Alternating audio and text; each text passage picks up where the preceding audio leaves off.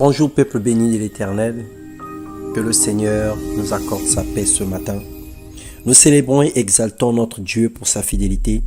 Il est le rémunérateur de ceux qui le cherchent, le pourvoyeur de tous nos besoins.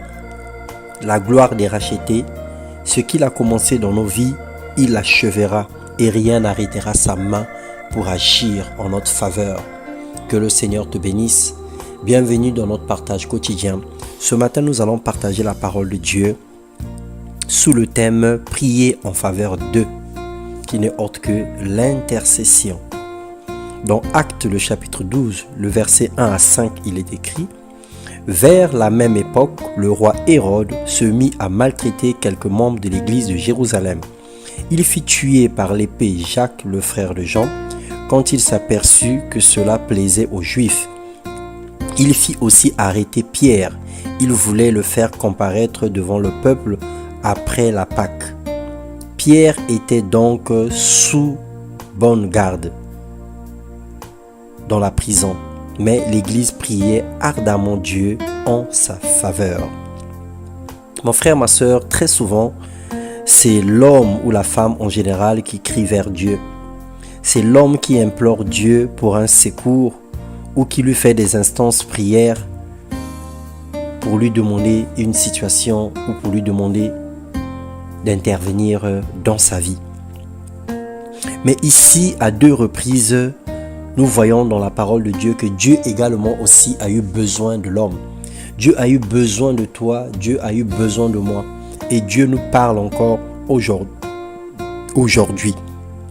Dans Ézéchiel 22, le verset 30, la Bible dit que notre Dieu cherche un homme pour se tenir à la brèche. Il veut qu'un homme se lève et prie en faveur des autres. Et dans Jean 4, le verset 23, la Bible dit que notre Dieu cherche les vrais adorateurs, ceux qui vont l'adorer en esprit et en vérité. Prier en faveur des autres, c'est répondre à l'appel de Dieu. C'est servir Dieu et faire du bien dont le retour est toujours garanti. Celui qui prie pour les autres réserve sa propre bénédiction et accumule les points de grâce et de longévité. Le simple fait de prier pour les autres, tu garantis ton propre avenir. Parce qu'il est écrit dans la parole de Dieu que celui qui bénit Israël sera béni. Et on ne peut que moissonner ce qu'on aura sémé. Et Jacques, le chapitre 5, le verset 16, il est écrit « Car la prière fervente du juste a une grande efficacité. » Pour pouvoir faire ce travail, pour pouvoir se donner à fond en faveur des autres, il est important que nous soyons premièrement d'abord justifiés. Et nous sommes justifiés par la grâce parce que nous avons accepté le Seigneur Jésus-Christ. Il a fait de nous des justes. Et à partir de là, chacun de nous peut remplir la fonction d'intercesseur. L'intercession du juste libère ses proches ou des âmes des liens de la mort, de la prison satanique et démoniaque. Elle apporte la paix dans les nations et le soutien à l'Église. Lorsqu'un juste élève la voix pour prier en faveur des autres, il se passe des grandes choses. Et nous pouvons voir dans Genèse 18, le verset 22 à 33, l'intercession d'Abraham en faveur de sa famille, de son neveu Lot. Abraham a discuté avec Dieu pour le salut de son neveu. Et aujourd'hui, toi tu es Abraham de ta famille, tu es Abraham de ton église, tu es Abraham de ta nation, tu es Abraham de la ville où tu te trouves.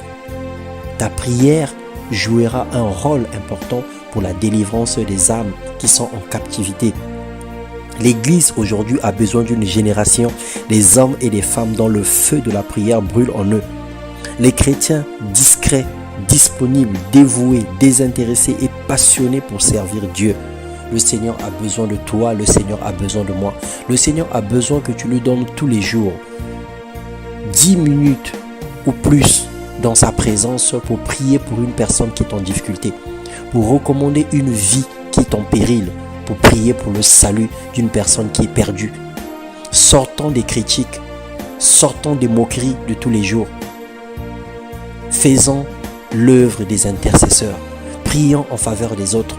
Il y a tellement de morts précoces, il y a tellement de morts subites au milieu des enfants de Dieu, au milieu de l'Église. Parce que simplement, il y a peu de gens qui se lèvent, qui se tiennent à la brèche pour prier en faveur des autres. Nous critiquons les hommes de Dieu. Nous nous moquons des pasteurs.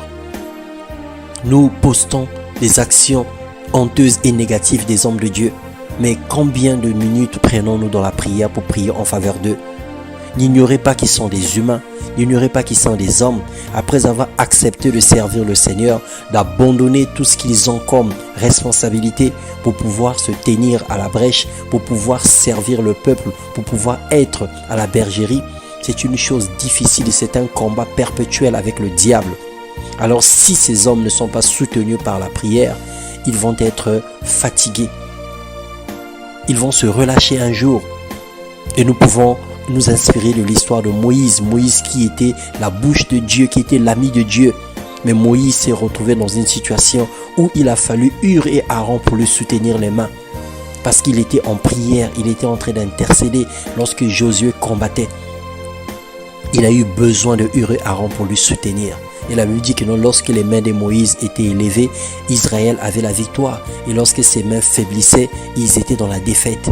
Alors bien-aimé, tu as besoin de soutenir une personne.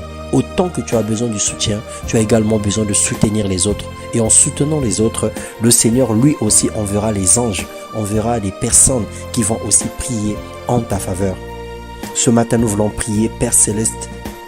Nous prions, toi le maître de la moisson, attire un peuple nombreux pour prier en faveur des autres dans le nom de Jésus.